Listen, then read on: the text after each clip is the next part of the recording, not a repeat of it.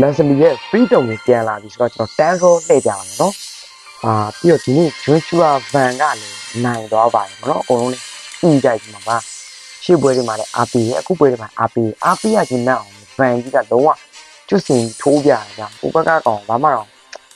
ဘာလို့ပြီးတတ်နေမှာပါပြီးတော့ကျွန်တော်ပြောချင်တာကကိုအိမ်ဟာမွေးရတဲ့ဖေးဟာကိုပြန်ကြိုက်တာတော်တော်လေးနာတယ်ဗျဟုတ်လားရှေ့ပွဲဒီမှာတော့ Joshua Van နိုင်တာကိုကန်ကောင်းလို့နိုင်ရင်ဒီတင်တာကွာဒီလားပြောလဲပြောကြအဲ့တော့တော်တော်လေးဟိုမှာရိုင်းရောဒီလားအဲ့စကားတွေမပြောချင်ဘာလို့လဲဆိုတော့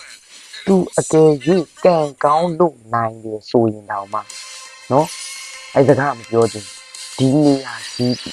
စင်ပေါ်မှာထိုးဝင်ရဖို့ဆိုတာကန်ကောင်းရင်မရနော်အဲ့ဒါကျိုးစားမြေကောင်းရင်လည်းဒီနေရာဒီနေသားရောက်ဖို့တော့ကန်ကောင်းရင်လည်းမရအဲ့တော့Joshua Van နိုင်တဲ့အတွက်အရန်ကိုပြောပါတယ်ကျွန်တော်ကိုယ်တိုင်လည်းတီးခါအားပေးလိုက်ပါတယ်ပြီးတော့ကိုအိမ်ရခွေကိုပြန်ကြိုက်တာတော်တော်လေးနာပါလေပြောချင်ပါတယ်ပြီးတော့မှာတန်ရောရင်းနိုင်မဲ့လူတွားလှည့်ကြပါမမြင်တဲ့အတိုင်းမဆုံးလို့ပြောလို့